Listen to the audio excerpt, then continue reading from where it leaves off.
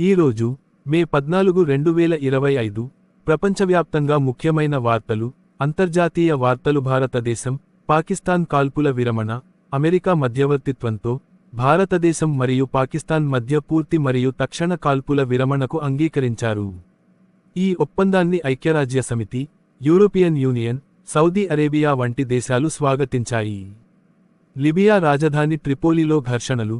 మే 12న ప్రారంభమైన ఘర్షణలు ఇప్పటికీ కొనసాగుతున్నాయి. 444 బ్రిగేడ్ మరియు స్టెబిలిటీ సపోర్ట్ అపరేటస్ మధ్య జరిగిన ఈ పోరాటంలో ట్రిపోలి నగరంలో అనేక ప్రాంతాలు ప్రభావితమయ్యాయి. ప్రజలను ఇంట్లోనే ఉండాలని ప్రభుత్వ సూచనలు జారీ అయ్యాయి. అమెరికా, చైనా వాణిజ్య ఒప్పందం.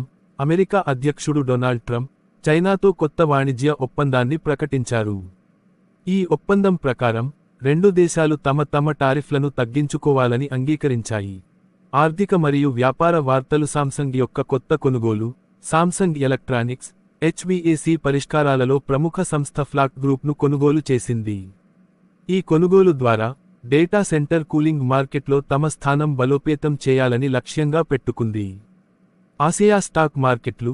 అమెరికా మార్కెట్లలో లాభాల తరువాత ఆసియా స్టాక్ మార్కెట్లు స్థిరంగా ట్రేడ్ అవుతున్నాయి.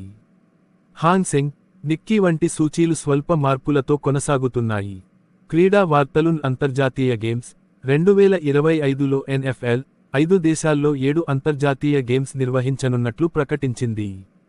ఈ games Dublin, London, Munich, Mexico City మరియు టోక్యోలో జరగనున్నాయి. బ్రియానా వైట్హెడ్ తిరిగి పోటీల్లో. Australian kitefoiler Brianna Whitehead 2025 Formula Kite European ఛాంపియన్షిప్తో తిరిగి పోటీల్లో పాల్గొంటున్నారు.